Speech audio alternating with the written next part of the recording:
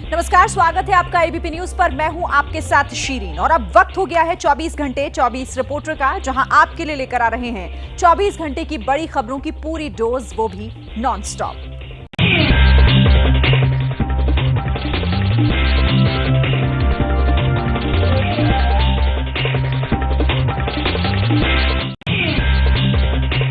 Hezbollah chief Nasrallah और Hamas के मुखिया हानिया की मौत का बदला लेने के लिए ईरान ने इजराइल के खिलाफ मोर्चा खोल दिया है।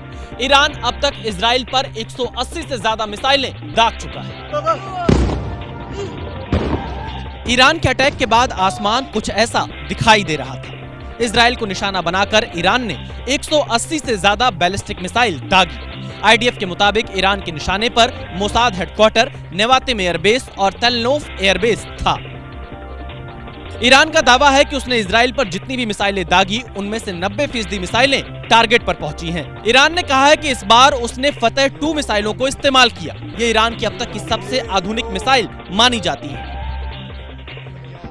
हमले के बाद ईरानी राष्ट्रपति ने कहा कि हमने इजराइल की आक्रामकता का जवाब दिया है। ईरान ने चेतावनी दी है कि इजराइल ने पलटवार किया तो तगड़ा जवाब देंगे। इजराइल का दावा है कि उसके डिफेंस सिस्टम ने ईरान की ज्यादातर मिसाइलों को नष्ट कर दिया। इजरायली डिफेंस फोर्स के मुताबिक हमले में कोई गंभीर रूप से घायल नहीं हुआ है। ईरान के अटैक के बाद पश्चिम एशिया में युद्ध का नया फ्रंट खुलना तय माना जा रहा है, क्योंकि ईरान ने जिस तरह से इजराइल पर हमला किया, उसके बाद से इजराइल का यह कहना है कि ईरान को इसकी भारी कीमत चुकानी पड़ेगी। ईरान के अटैक पर इजराइल का रिएक्शन, ईरान को चुकानी होगी बड़ी कीमत। नेतन्याहू ने कहा कि हम ईरान के हमले का जवाब देंगे। ईरान के मिसाइल अटैक के बाद इजराइल के पीएम बेंजामिन नेतन्याहू ने कहा कि ईरान ने मिसाइल दागकर बहुत बड़ी गलती की है, उसे कीमत चुकानी पड़ेगी। सुरक्षा कैबिनेट की बैठक में नेतन्याहू ने कहा कि ईरान को जल्द ही जवाब दिया जाएगा। सूत्रों के मुताबिक इजराइल अब जवाबी कार्रवाई की तैयारी कर रहा है। एक्सियोस की रिपोर्ट के मुताबिक ईरान को सबक सिखाने के लिए इजराइल उसके तेल भंडार पर अटैक कर सकता है। इजराइल ईरान के परमाणु ठिकानों को भी निशाना बना सकता है। Firing at Israel will result in severe consequences to Iran. Israel has the right and the duty to protect itself and its citizens. Israel will use all capabilities to defend itself based on international law. Report के मुताबिक Iran को निशाना बनाने से पहले Israel सभी विकल्पों की तैयारी में जुटा है। इजरायली डिफेंस फोर्स ने कहा कि सरकार के आदेश पर ईरान को जवाब दिया जाएगा। Iran's attack is a severe and dangerous escalation.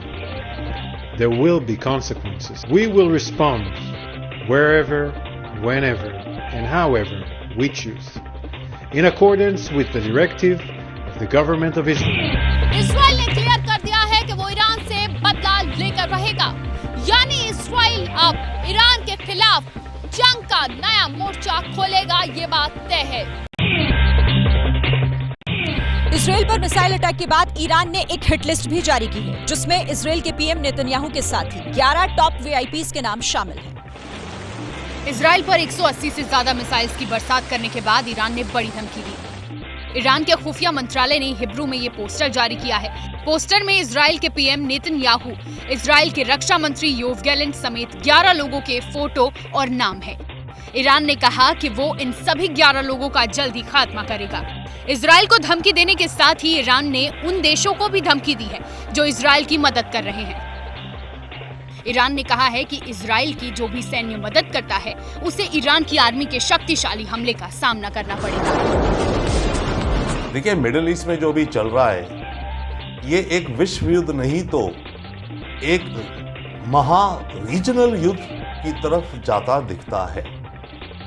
Iran Israel tension के बीच जॉर्डन ने कहा है कि वो किसी के लिए भी युद्ध का मैदान नहीं बनेंगे। ईरान के अटैक के बाद यूएई में एयरलाइंस कंपनियों ने जॉर्डन, इराक, ईरान और इजराइल के लिए भी उड़ानें रद्द कर दी। ईरान ने भी गुरुवार सुबह तक के लिए सभी फ्लाइट्स कैंसिल कर दी हैं। इसी बीच ईरान के सुप्रीम लीडर खामेनेई ने कहा है कि जब तक अमेरिका मिडिल ईस्ट में रहेगा, तब तक टकराव बना रहेगा। इजराइल के कब्जे वाले वेस्ट बैंक इलाके में गिरी ईरान की मिसाइलें। एक मिसाइल अटैक में तो फिलिस्तीनी नागरिक भी मारा गया। आसमान से आई मौत और पल भर में ही जिंदगी का खेल खत्म। ये दिल दहला देने वाली तस्वीरें फिलिस्तीन के वेस्ट बैंक के जेरिको की है, जब सुनसान सड़क पर गुजर रहा एक फिलिस्तीनी नागरिक बेमौत मारा गया। उसके ऊपर आसमान से मिसाइल का एक बड़ा टुकड़ा गिरा और सेकेंडों में उसकी मौके पर ही दर्दनाक मौत हो गई। ये उस वक्त का वाकया है जब ईरान की तरफ से इजराइल पर अंधाधुंध मिसाइलें दागी जा रही थी। एक मिसाइल जेरिको में फिलिस्तीनी नागरिक के ऊपर ही गिरी। ईरान से दागी गई इजराइल के कब्जे वाले वेस्ट बैंक के दूसरे हिस्सों में भी गिरी, जैसे ये एक मिसाइल का टुकड़ा है। फायर फाइटर्स ने तुरंत इसके ऊपर पानी डालना शुरू कर दिया। ईरान का मिसाइल अटैक जिस लेवल का था, उतना इजराइल को नुकसान होने की खबरें नहीं है, लेकिन उसकी तीव्रता बहुत ही भयानक थी। ईरान के अटैक के खिलाफ इजराइल के साथ दुनिया। अमेरिका ने कहा कि हम इजराइल का समर्थन करेंगे और ब्रिटेन ने भी कहा कि हम इजराइल के साथ मजबूती से खड़े हैं। इजराइल पर ईरान के बाद अमेरिका के राष्ट्रपति जो बाइडेन और उपराष्ट्रपति कमला हैरिस ने व्हाइट हाउस के सिचुएशन रूम से हालात की जानकारी ली। राष्ट्रपति जो बाइडेन के सुरक्षा सलाहकार जैक सुलिवन ने कहा कि अमेरिका इजराइल के संपर्क में है। As I said, ongoing consultations with the Israelis this afternoon, this evening. We have made clear that there will be consequences, severe consequences for this attack, and we will work with Israel to make that the case. America में उपराष्ट्रपति पद के दोनों उम्मीदवारों ने Israel का समर्थन किया। टिम वॉल्ज और जेडी वेंस ने इजराइल के साथ मजबूती से खड़े रहने का वादा किया। ब्रिटेन के प्रधानमंत्री कियर स्टारमर ने कहा कि इजराइल की सुरक्षा और नागरिकों की सुरक्षा के लिए ब्रिटेन मजबूती से इजराइल के साथ खड़ा है। ऑस्ट्रेलिया के प्रधानमंत्री एंथनी एल्बनीज ने इजराइल पर ईरानी हमले की निंदा की। उन्होंने मिडिल ईस्ट में तनाव को कम करने की भी अपील की। We condemn them. It is a good thing that it would appear that the defence of Israel, supported by the United States, has ensured that there is no loss of civilian life. America में कई Republican नेताओं ने Iran पर attack करने की मांग तक की है। यहाँ तक कि कई सीनेटर्स का ये भी कहना है कि अमेरिका को इजराइल के साथ मिलकर ईरान पर पूरी ताकत के साथ हमला करना चाहिए। दिल्ली में इजरायली दूतावास पर बढ़ा दिए गए सुरक्षा बंदोबस्त। ईरान इजराइल तनाव के बीच भारत सरकार ने भारतीयों के लिए ट्रैवल एडवाइजरी भी की जारी। दिल्ली में अब्दुल कलाम रोड को पूरी तरह से बैरिकेड्स लगाकर बंद कर दिया गया है। जो गाड़ियां आ रही हैं, उन्हें रोककर पहले चेक किया जा रहा है और आगे जाने की वजह पूछी जा रही है। मीडिया को भी इजराइल एम्बेसी की तरफ जाने और वीडियोग्राफी करने की इजाजत नहीं दी जा रही, न ही यहाँ किसी तरह के प्रोटेस्ट की परमिशन है।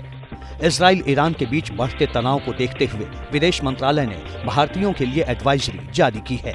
विदेश मंत्रालय ने सलाह दी है कि जरूरी ना हो तो ईरान जाने से बचें। जो भारतीय ईरान में हैं, वो सतर्क रहें। ईरान में रहने वाले भारतीय दूतावास से संपर्क में रहें।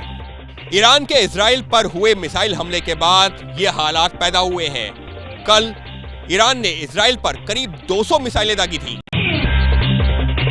इजराइल पर ईरान के अटैक के बाद कई देशों में मनाया गया जश्न। इराक, लेबनान में सड़क पर उतरकर लोगों ने मनाया जश्न। जैसे ही ईरान की मिसाइल ने इजराइल को निशाना बनाया, तेहरान में जश्न शुरू हो गया। हाथों में मारे गए हिजबुल्लाह के चीफ नसरल्लाह के फोटो लिए सैकड़ों लोग सड़क पर उतर आए। किसी के साथ में ईरान का फ्लैग था तो कोई लेबनान और कोई हिजबुल्लाह का झंडा लिए हुए था। कोई डांस कर रहा था तो कोई इजराइल के खिलाफ नारेबाजी कर रहा था। जश्न की ये तस्वीरें ईरान की संसद की है। इजराइल पर अटैक के बाद ईरानी संसद में भी जश्न मनाया गया। सांसदों ने गले मिलकर एक दूसरे को बधाई दी। इजराइल पर ईरान के हमले का जश्न लेबनान में भी मनाया गया। बेरूत में लोगों ने आतिशबाजी की, पटाखे फोड़कर लोगों ने अपनी खुशी का इजहार किया। इराक की राजधानी बगदाद में इजराइल पर ईरान के अटैक का जश्न मनाने के लिए लोग सड़क पर उतर आए। यहाँ लोगों ने इजराइल के खिलाफ नारेबाजी की। करबला, दक्षिण इराक और गाजा में भी इजराइल पर ईरान के अटैक को सेलिब्रेट किया गया। गाजा और लेबनान में इजराइल के हमले से नाराज लोगों ने ईरान के अटैक का समर्थन किया। इजराइल के साथ लंबी जंग की आशंका के भीतर ईरान में अफरा तफरी, पेट्रोल टैंक फुल कराने के लिए पेट्रोल पंप के बाहर लगी लंबी कतारें। सड़क पर गाड़ियों की ये कतार किसी रैली या जश्न का हिस्सा नहीं है, बल्कि ये ईरान के लोगों में जंग की आशंका को लेकर पसरा खौफ है। लोगों को डर सता रहा है कि इजराइल जब ईरान पर पलटवार करेगा तो क्या होगा।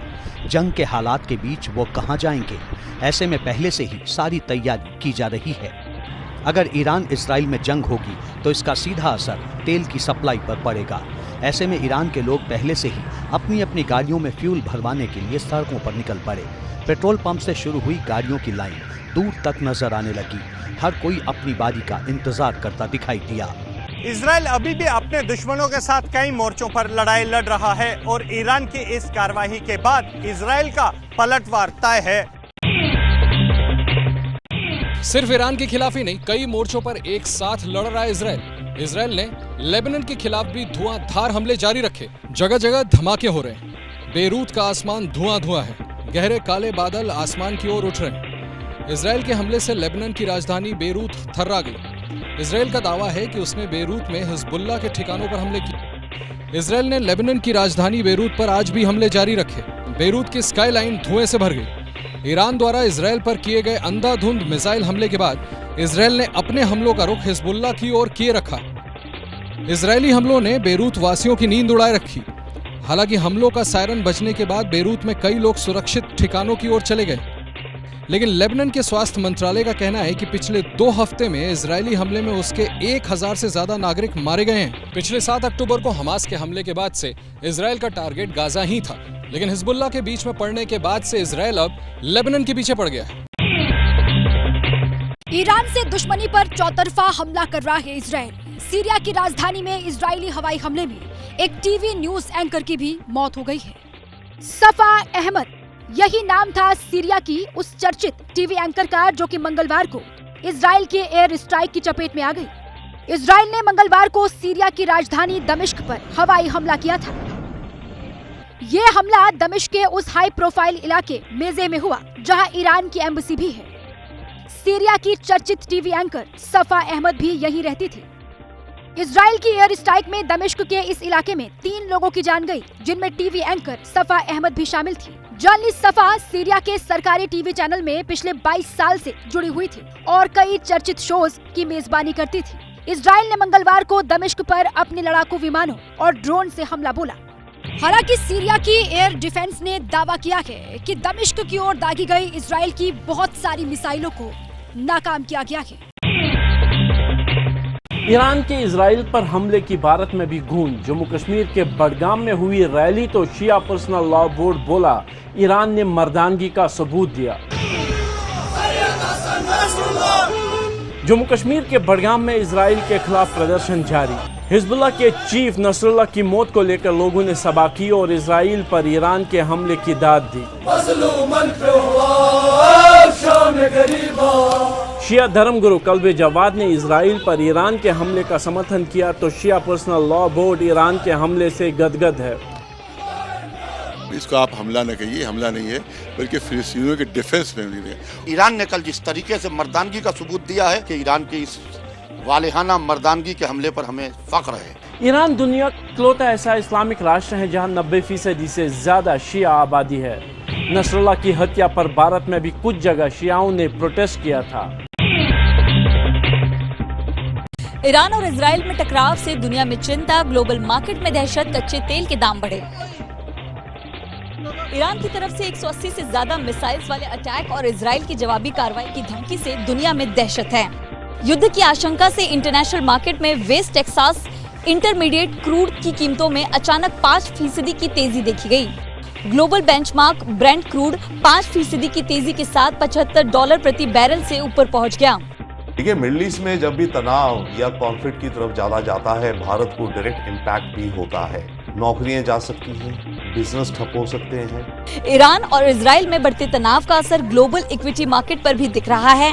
S&P 500 में 1.4% तक की देखी गई, वहीं डॉ जोन्स और नास्डक में गिरावट हुई।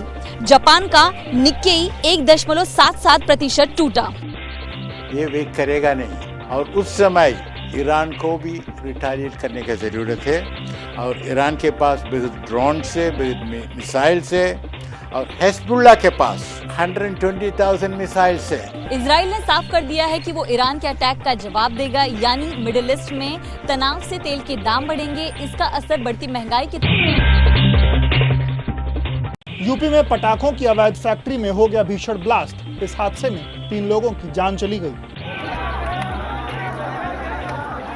बदहवासी, अफरा तफरी, चीख पुकार और मलबा हटाते लोग।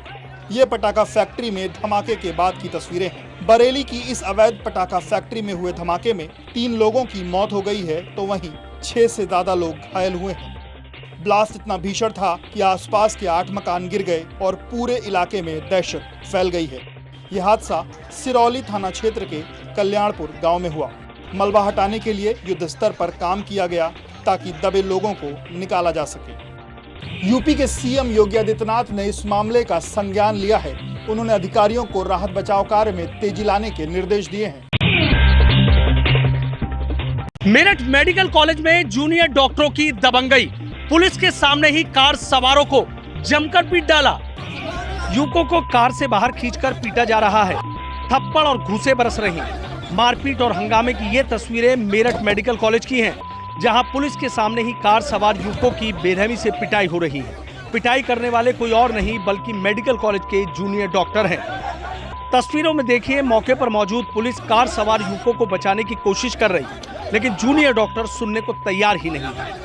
वो तो पुलिस से भी उलझ गए। सोशल मीडिया पर वायरल इस वीडियो में जो कार नजर आ रही है, उस पर बिजली विभाग का स्टिकर लगा है। बताया जा रहा है कि कार सवार युवकों की जूनियर डॉक्टरों से किसी बात को लेकर कहासुनी हो गई थी, जिसके बाद यहाँ संग्राम छिड़ गया। मेडिकल कॉलेज में एक तीमारदार ने जूनियर डॉक्टर की पिटाई कर दी थी, जिससे नाराज डॉक्टर इमरजेंसी के बाहर धरना दे रहे हैं। हजारीबाग में बीजेपी की परिवर्तन रैली में जेएमएम और कांग्रेस पर प्रधानमंत्री का अटैक। कहा, झारखंड में घुसपैठियों की बढ़ती आबादी जेएमएम और कांग्रेस की सत्ता की भूख का नतीजा है। संथाल परगना में आदिवासी आबादी लगातार कम हो रही है, वहीं दूसरी आबादी घुसपैठियों की आबादी लगातार बढ़ रही है। आप सबको ये खतरा दिखता है, लेकिन झारखंड सरकार को ये नहीं दिखता है। हजारीबाग की परिवर्तन रैली में प्रधानमंत्री मोदी ने घुसपैठियों के मुद्दे पर जेएमएम कांग्रेस सरकार को घेरा। पीएम ने कहा कि झारखंड की लड़ाई सत्ता पाने की लड़ाई नहीं है, ये रोटी बेटी माटी को बचाने की लड़ाई है। ये लोग और कांग्रेस में बैठे इनके आका झारखंड में आदिवासी समाज को अल्पसंख्यक बनाना चाहते हैं। पीएम ने कहा कि झारखंड के विकास में जेएमएम बाधा बन गई है।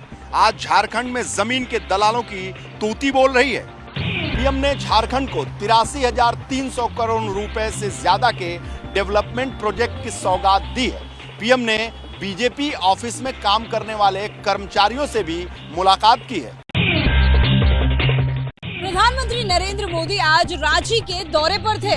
यहाँ उन्होंने उन सेवादारों से मुलाकात की जो बीजेपी प्रदेश कार्यालय में बीते कई सालों से साफ सफाई का ध्यान रखते आए हैं। रांची के बिरसा मुंडा एयरपोर्ट पर प्रधानमंत्री नरेंद्र मोदी जिन लोगों के साथ खड़े हैं, वो रांची में बीजेपी दफ्तर के सेवादार हैं। इन्हीं कार्यकर्ताओं के दम पर झारखंड की राजधानी में पार्टी का दफ्तर चमचमाता है। इनसे मुलाकात के बाद पीएम मोदी ने सोशल मीडिया प्लेटफॉर्म एक्स पर लिखा, रांची एयरपोर्ट पर बीजेपी कार्यालय में सेवा करने वाले कार्यकर्ताओं से बातचीत की। मुझे गर्व है कि हमारी पार्टी में ऐसे अनेक कार्यकर्ता हैं जो पार्टी की मजबूती के लिए दिन रात परिश्रम कर रहे हैं। कई वर्षों से बीजेपी प्रदेश कार्यालय में तैनात इन सेवादारों से प्रधानमंत्री ने मुलाकात की तो इनकी मन मांगी मुराद मानो पूरी हो गई। सभी कार्यकर्ता हम लोग गए थे, हम लोग जितना स्टाफ है ऑफिस का, तो बहुत अच्छा लगा हम लोग को और वो भी हम लोग को बहुत देख के खुश हुए और बहुत बोला बहुत अच्छा है। कार्यालय के कार्यकर्ता उनसे मिले, सबसे अलग अलग सब लोगों से सबसे 2-2 4-4 मिनट मिलकर समय लिए। आपका क्या दायित्व है, क्या ठीक कर रहे हैं, बहुत सबको बधाई दिया। बहुत खुशी का अनुभव हो रहा है। इन सेवादारों ने कभी सोचा भी नहीं था कि प्रधानमंत्री इन्हें अपने पास बुलाएंगे और इस तरह मुलाकात करेंगे। जन स्वराज नाम से प्रशांत किशोर ने लॉन्च की पार्टी। मनोज भारती बनाए गए कार्यवाहक अध्यक्ष। स्थापना अधिवेशन में बोले पीके, दिल्ली की मेहरबानी नहीं चाहिए, अपना रास्ता खुद बनाएंगे। जन स्वराज स्थापना अधिवेशन के लिए पूरे बिहार से आए जन स्वराज के कार्यकर्ताओं से पटना का वेटनरी कॉलेज मैदान भरा हुआ था। सियासी पार्टी लॉन्च करते हुए प्रशांत किशोर ने कहा कि बिहार अब अपना रास्ता खुद बनाएगा। हमको विशेष राज्य का दर्जा नहीं चाहिए, हम लोग भिखारी नहीं हैं, हमको नहीं चाहिए दिल्ली की मेहरबानी, वो लोग हमको क्या देगा, बिहार से हम लोग उनकी मदद करेंगे। आईआईटी कानपुर और आईआईटी दिल्ली से पढ़े और रिटायर्ड आईएफएस अधिकारी मनोज भारती को जन स्वराज पी के पार्टी का पहला अध्यक्ष बनाया गया। मनोज भारती को अध्यक्ष बनाकर प्रशांत किशोर ने दलित दांव चला है। प्रशांत किशोर ने कहा कि जन स्वराज व्यवस्था परिवर्तन के लिए काम करेगी। शराबबंदी जाएगा, नई शिक्षा व्यवस्था आएगी। तो जन स्वराज का संकल्प है कि 60 वर्ष से ज्यादा उम्र के हर महिला पुरुष को कम से कम 2000 रुपया महीना पेंशन जरूर दिया जाए। जन स्वराज की लॉन्चिंग में विदेशी मेहमानों का भी जमावड़ा रहा। पार्टी गठन के इस कार्यक्रम में ऑस्ट्रेलिया, अमेरिका, जर्मनी समेत 10 देशों से मेहमान शामिल हुए। पार्टी लॉन्च करते ही सियासी विरोधियों के निशाने पर आए प्रशांत किशोर। शराबबंदी पर बीजेपी जेडीयू ने प्रशांत को किया टारगेट। शराबबंदी जाएगा, नई शिक्षा व्यवस्था आएगी। जन स्वराज पार्टी की लॉन्चिंग के मौके पर प्रशांत किशोर ने फिर बिहार में शराबबंदी खत्म करने की बात कही। इसी ऐलान को लेकर प्रशांत विरोधियों के निशाने पर आ गए। जो महात्मा गांधी के नीति और महात्मा गांधी के कार्यों पर विश्वास करता है, उनके तारीख पर अपने स्थापना दिवस मनाता है और उनकी नीति के विरुद्ध निर्णय करता है, इसी से समझ जाइए। बीजेपी नेताओं ने प्रशांत पर सीधा हमला किया। आरोप लगाया कि प्रशांत की पार्टी को शराब कंपनियों से पैसा मिला है, कि पूरे शराब कंपनियों के पैसा से ये लॉन्च हुए हैं बिहार में, जिसमें राजद का भरपूर सहयोग रहा है। पूरे बिहार के लोगों को शराबी बनाएंगे और उनके बच्चों को दिवा स्वप्न पढ़ाने का और रोजगार का दिखा करके पुनः एक बार मूर्ख बनाएंगे। वहीं आरजेडी ने प्रशांत किशोर को बीजेपी की बी टीम करार दिया। आरजेडी ने कहा कि प्रशांत विपक्ष का वोट काटने के लिए मैदान में आए हैं। पूरी तरह से ये बीजेपी के द्वारा किया गया है, वोट कटवा के रूप में। ये सबसे कोई फर्क नहीं पड़ेगा, हमारे पास नेता है। इन हमलों के बीच पार्टी लॉन्चिंग के साथ ही प्रशांत किशोर ने बिहार की सियासत में खलबली मचा दी है। केसी सिन्हा, देवेंद्र यादव और मुनाजिर हसन जैसे दिग्गज प्रशांत की पार्टी में शामिल हो चुके हैं। प्रचार के आखिरी दौर में हरियाणा में कांग्रेस ने झोंकी पूरी ताकत। जानी मानी पहलवान और कांग्रेस उम्मीदवार विनेश फोगाट के लिए प्रियंका गांधी ने मांगा वोट। जिस जुलाना सीट के चुनावी दंगल में पहलवान विनेश फोगाट ताल ठोकी हुई हैं, वहां आज कांग्रेस महासचिव प्रियंका गांधी ने रैली की। प्रियंका के साथ दीपेंद्र हुड्डा भी थे। प्रियंका ने विनेश के लिए वोट मांगे। जब हम विनेश की बात करते हैं, सिर्फ विनेश का संघर्ष नहीं था, ये सिर्फ एक महिला का संघर्ष नहीं था, ये आप सबका संघर्ष है, ये आप सबकी लड़ाई है। जब इनके साथ अन्याय होता है, आप सबके साथ अन्याय होता है। जुलाना ही नहीं, प्रियंका गांधी ने भवानी खेड़ा में कांग्रेस उम्मीदवार प्रदीप नरवाल के लिए भी जनसभा की। प्रियंका गांधी जींद में थीं तो कांग्रेस अध्यक्ष मल्लिकार्जुन खड़गे हिसार में थे। उन्होंने हरियाणा चुनाव पर भविष्यवाणी की। आपको मालूम है माइनॉरिटी गवर्नमेंट है, अब यहाँ पर भी हैट्रिक की बात कर रहे हैं, वो नहीं होने वाला है। भारी बहुमत से हरियाणा में हम जीत रहे हैं। हरियाणा में कल चुनाव प्रचार का आखिरी दिन है। प्रदेश में 5 अक्टूबर को वोटिंग होनी है। ओलंपिक मेडलिस्ट नीरज चोपड़ा ने सौंपा पीएम मोदी को अपने मां के हाथ से बनाया हुआ चूरमा। चूरमा खाने के बाद पीएम मोदी ने नीरज की मां को लिखा एक भावुक चिट्ठी। जमैका के प्रधानमंत्री डॉक्टर एंड्रयू हॉलनेस के सम्मान में रखे लंच में नीरज चोपड़ा ने पीएम मोदी से मुलाकात की। इसी दौरान नीरज चोपड़ा ने अपनी मां के हाथों से बना चूरमा पीएम मोदी को दिया। आज पीएम मोदी ने नीरज की मां सरोज देवी को चिट्ठी लिखी। मोदी ने लिखा, आज इस चूरमे को खाने के बाद आपको पत्र लिखने से खुद को रोक न सका। भाई नीरज अक्सर मुझसे इस चूरमे की चर्चा करते हैं, लेकिन आज इसे खाकर मैं भावुक हो गया। आपके अपार स्नेह और अपनेपन से भरे इस उपहार ने मुझे मेरी माँ की याद दिला दी। ये संयोग ही है कि मुझे माँ का ये प्रसाद नवरात्र पर्व के एक दिन पहले मिला है। मैं नवरात्रि के इन 9 दिनों में उपवास करता हूँ। एक तरह से आपका ये चूरमा मेरे उपवास के पहले मेरा मुख्य अन्न बन गया है। नीरज चोपड़ा हरियाणा से हैं, जहां 5 अक्टूबर को चुनाव होना है। पीएम मोदी ने चिट्ठी में लिखा कि ये चूरमा अगले 9 दिन तक उन्हें राष्ट्र सेवा की शक्ति देगा। सुपर पावर अमेरिका को हरिकेन तूफान ने हिलाकर रख दिया। अमेरिका के कैलिफोर्निया इलाके में इस तूफान ने भारी तबाही मचाई। एक मकान इतनी तेज रफ्तार से बहकर आया मानो कोई विशाल वाहन दनदनाते हुए आ रहा हो। भीषण सैलाब ने कुछ भी साबुत नहीं छोड़ा, न मकान, न सामान, न पेड़। दरिया में आया सैलाब सब कुछ बहा कर ले गया। गाड़ियां भी बहती हुई नजर आईं। बहाव इतना तेज कि सैलाब की रफ्तार के आगे कुछ भी टिक नहीं पाया। अमेरिका के उत्तर कैलिफोर्निया में यह हरिकेन तूफान के साइड इफेक्ट्स हैं, जिसने भारी तबाही मचा दी। शहर का पूरा सिस्टम इस तूफान ने तबाह कर दिया है। हर जगह मलबा नजर आ रहा है। मौके पर रेस्क्यू टीमें पहुंची हैं, जो कि बोट के सहारे प्रभावितों तक पहुंचने के प्रयास में है। दक्षिण पूर्वी अमेरिका में इस तूफान की वजह से अब तक 130 लोगों की जान जा चुकी है, लेकिन खतरा भी टला नहीं है। इस हफ्ते इस तूफान के फिर से आने की भविष्यवाणी है। बिहार के मुजफ्फरपुर में राहत सामग्री लेकर पहुंचे एयरफोर्स के चॉपर को पानी में करनी पड़ी इमरजेंसी लैंडिंग। पायलट ने आखिरी क्षणों में चॉपर को पानी में उतार दिया। बाढ़ पीड़ितों के लिए राहत सामग्री लेकर वायुसेना का हेलीकॉप्टर आसमान से आ रहा है। चारों तरफ बाढ़ से घिरे लोग मकान की छत पर खड़े होकर उसे देख रहे थे। तभी आखिरी क्षणों में कुछ ऐसा हुआ कि हेलीकॉप्टर की इमरजेंसी लैंडिंग करानी पड़ी। पायलट ने समझदारी दिखाई और हेलीकॉप्टर को आनन फानन में पानी में ही उतार दिया। इमरजेंसी लैंडिंग के बाद एयरफोर्स के हेलीकॉप्टर में पानी भर गया, लिहाजा इसमें रखी सामग्री को लोगों की मदद से बाहर निकाला गया। वहां से निकाली गई राहत सामग्री को नाव के जरिए दूसरी जगह भेजा गया। एयरफोर्स की तरफ से बताया गया कि इमरजेंसी लैंडिंग के बाद पायलट और चॉपर में बैठे सभी लोग सुरक्षित हैं। बिहार की बाढ़ की भयावहता को देखते हुए कल ही सीएम नीतीश कुमार ने वायुसेना से मदद की गुहार लगाई थी। लोगों को निकालने और राहत सामग्री पहुंचाने में एयरफोर्स के चॉपर लगे हुए हैं। पुणे में क्रैश हुआ एक निजी कंपनी का हेलीकॉप्टर। इस हादसे में 2 पायलट समेत 3 लोगों की जान चली गई। आग की उठती लपटें, काले धुएं का गुबार, ये तस्वीरें दिल दहला देने वाली हैं। पुणे के बावधान गांव के पास हेलीकॉप्टर क्रैश हो गया। जमीन पर गिरते ही हेलीकॉप्टर में आग लग गई। इस हादसे में 2 पायलट और 1 इंजीनियर की जान चली गई।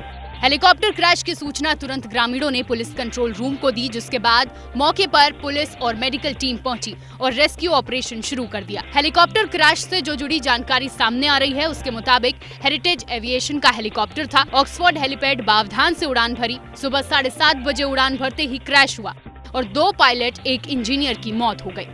ये वही हेलीकॉप्टर था जिसका इस्तेमाल चुनावी रैली से लेकर रेंट तक पर हो रहा था। तटकरे साहब वो कल यही हेलीपैड से कुछ ही जगह पे घूमे थे। रात को यहाँ पे हेलीपैड आके वो मोटर से गए और ये सुबह उनको लेने के लिए जू मुंबई जाने वाला था। पुणे में हेलीकॉप्टर क्रैश होने की ये पहली घटना नहीं है। इसकी और जानकारी अभी डीजीसीए करेगी। गांधी जयंती पर पीएम मोदी ने स्कूली बच्चों के साथ झाड़ू लगाया। पीएम मोदी ने कहा, गांधी जी के नाम पर वोट बटोरने वालों ने उनकी सीख पर ध्यान नहीं दिया। पीएम मोदी दिल्ली में पंडारा रोड स्थित एनडीएमसी के 9वीं स्कूल पहुंचे, जहां उन्होंने स्कूली छात्र छात्राओं के साथ श्रमदान किया। शौचालय अगर नहीं होता है तो क्या होता है? बीमारियां फैलती। झाड़ू लगाया और कचरे को उठाकर डस्टबिन में डाला। पीएम ने स्कूली बच्चों के साथ बातचीत भी की। इससे पहले पीएम मोदी ने राजघाट जाकर बापू को श्रद्धांजलि दी। वो कुछ देर वहां रुके भी। आजादी के बाद स्वच्छता पर बिल्कुल ध्यान ही नहीं दिया गया। जिन लोगों ने सालों साल गांधी जी के नाम पर वोट बटोरे, उन्होंने गांधी जी के प्रिय विषय को भुला दिया। देश में स्वच्छ भारत अभियान को 10 साल पूरे हो चुके हैं। 2 अक्टूबर 2014 को पीएम मोदी ने इसकी घोषणा की थी। महाविकास आघाड़ी में महाराष्ट्र में 150 से ज्यादा विधानसभा सीटों पर सहमति का दावा। नाना पटोले ने कहा कि दशहरे तक ऐलान करेंगे उम्मीदवारों का। महाविकास आघाड़ी में सीट शेयरिंग पर चल रहे इस मंथन के बीच महाराष्ट्र प्रदेश कांग्रेस अध्यक्ष नाना पटोले ने कहा है कि गठबंधन में 150 सीटों पर सहमति बन गई है। सूत्रों के मुताबिक महाविकास आघाड़ी पे मोटे तौर पर सहमति बनी है कि कांग्रेस विदर्भ की ज्यादा सीटों पर चुनाव लड़ सकती है। पश्चिम महाराष्ट्र में शरद पवार वाली एनसीपी को ज्यादा सीट जा सकती है। मुंबई, ठाणे, कोंकण में उद्धव गुट वाली शिवसेना को तवज्जो मिल सकती है। उत्तर महाराष्ट्र में उद्धव गुट और शरद पवार वाली एनसीपी का पलड़ा भारी रहेगा। मराठवाड़ा में भी शिवसेना, यूबीटी और कांग्रेस को ज्यादा सीट लड़ने को मिल सकती है। महाविकास आघाड़ी में शामिल पार्टियों को उम्मीद है कि जल्द से जल्द सीट शेयरिंग का मुद्दा सुलझा जाएगा और उम्मीदवारों की घोषणा भी हो जाएगी। दशहरा के दिन ऐलान हो जाएगा। अधिकतर कोई सीटों का करने का हमारा मानस है, तो उसमें 250 के करीब सीटों को हम डिक्लेयर करेंगे, ये हमारी कोशिश है। आज की बैठक में छोटी पार्टियों को गठबंधन में शामिल करने पर चर्चा हुई। लोकसभा चुनाव के दौरान समर्थन देने वाली पार्टियों को एडजस्ट करने पर गठबंधन नेताओं ने माथापच्ची की।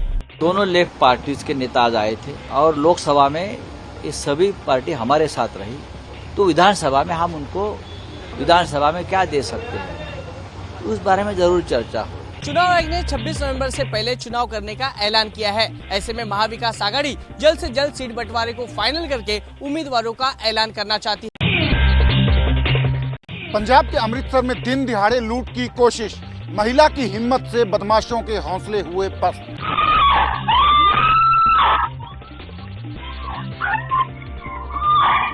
साजिश और हिम्मत की ये दो तस्वीरें अमृतसर के वेरका इलाके से सामने आई हैं। एक तरफ वो शातिर हैं जो दिन दिहाड़े एक वारदात अंजाम देने के लिए दाखिल हुए और दूसरी ओर वो जांबाज महिला है जिसने बदमाशों के मंसूबों पर पानी फेर दिया। ये घर जगजीत सिंह नाम के ज्वेलर्स का है, जहां तीनों बदमाश लूट के इरादे से दाखिल हुए थे। घर में जगजीत की पत्नी हरदीप कौर और उनके 2 बच्चे मौजूद थे। इससे पहले कि बदमाश लूट की कोशिश में कामयाब हो पाते, हरदीप कौर ने तुरंत ही कमरे का दरवाजा बंद करने की कोशिश की। इस दौरान दूसरी ओर से बदमाश दरवाजे को धक्का मारते रहे, लेकिन हरदीप ने हार नहीं मानी और गेट को बंद करने के साथ ही जोर जोर से चिल्लाना शुरू कर दिया। महिला की इसी हिम्मत ने बदमाशों के हौसले पस्त कर दिए और वो भाग निकले। घटना की जानकारी मिलने के बाद पुलिस मौके पर पहुंची और मामले की जांच में जुट गई। दिन दिहाड़े लूट की कोशिश से सवालों में घिर गई है पुलिस। सीसीटीवी फुटेज के जरिए जल्द बदमाशों को पकड़ने का किया जा रहा है दावा। मुंबई पुलिस ने अस्पताल में भर्ती गोविंदा का दर्ज किया बयान। गोविंदा के बयान से संतुष्ट नहीं है पुलिस। अस्पताल में भर्ती गोविंदा से मिलने पहुंच रहे हैं बॉलीवुड के दिग्गज। गोविंदा के पैर में गोली कैसे लगी, हादसा कैसे हुआ, इन सवालों का जवाब तलाश रही मुंबई पुलिस ने गोविंदा का बयान दर्ज किया है। सूत्रों के मुताबिक पुलिस ने गोविंदा से पूछा कि अगर वे वेपन को घर पर रखकर ही जाने वाले थे तो उनकी रिवॉल्वर लोडेड क्यों थी। पुलिस ने ये भी पूछा कि गोविंदा ने रिवॉल्वर से बुलेट निकालकर क्यों नहीं रखी। सूत्रों के मुताबिक पुलिस गोविंदा के बयान से संतुष्ट नहीं है। पुलिस को शक है कि गोविंदा हादसे से जुड़ी अहम जानकारी छिपा रहे हैं। पुलिस केस की जांच में एक्सपर्ट की भी मदद ले रही है। आज अस्पताल में गोविंदा से मिलने के लिए बॉलीवुड के कई दिग्गज पहुंचे। गोविंदा की सेहत में सुधार हो रहा है। उनकी तबीयत पहले से बहुत बेटर है और आप सब उनको अपने प्रेयर्स में और ब्लेसिंग्स में जैसे आपने कर रहे हो, please continuously pray and bless him. Govinda को कल अस्पताल से छुट्टी मिल सकती है। अस्पताल से डिस्चार्ज होने के बाद पुलिस फिर से गोविंदा का बयान दर्ज कर सकती है। त्योहारी सीजन में दिल्ली में धारा 163 लगाने पर विवाद, कालका जी मंदिर के पुजारी पहुंचे सुप्रीम कोर्ट। सीएम आतिशी ने कहा ये तानाशाही है। दिल्ली पुलिस ने 30 सितंबर को आदेश जारी कर 5 अक्टूबर तक दिल्ली में भारतीय न्याय संहिता की धारा 163 लागू कर दी थी। इसके बाद सार्वजनिक तौर पर 5 से ज्यादा लोगों के जुटने, धरना प्रदर्शन और कोई आयोजन करने पर पाबंदी होगी। दिल्ली पुलिस का यह आदेश ऐसे वक्त पर आया है जब दिल्ली में रामलीला, दुर्गा पूजा की तैयारी हो रही है। दिल्ली पुलिस के इस आदेश के खिलाफ रामलीला आयोजक और कालका जी मंदिर के पुजारी ने सुप्रीम कोर्ट का दरवाजा खटखटाया है। मामला धार्मिक आस्था से जुड़ा है, इसलिए कांग्रेस और आम आदमी पार्टी भी इसे मुद्दा बना रहे हैं। सीएम आतिशी ने कहा कि आदेश लोगों की भावना को ठेस पहुंचाएगा। नवरात्रे शुरू हो रहे हैं, रामलीलाएं शुरू हो रही हैं। अगर ऐसे समय पे आप लोगों को इकट्ठा होने से रोक देंगे तो ये तो स्वाभाविक बात है कि ये लोगों की धार्मिक भावनाओं को ठेस पहुंचाएगा। दिल्ली में चंद महीने बाद चुनाव है, इसलिए बीजेपी इस आदेश को लेकर सतर्क है। बीजेपी नेताओं का कहना है कि सुरक्षा और कानून व्यवस्था को ध्यान में रखते हुए ये फैसला लिया गया है। तुष्टीकरण और धार्मिक भावनाएं भड़काने के लिए इस आदेश पर सवाल खड़े किए जा रहे हैं।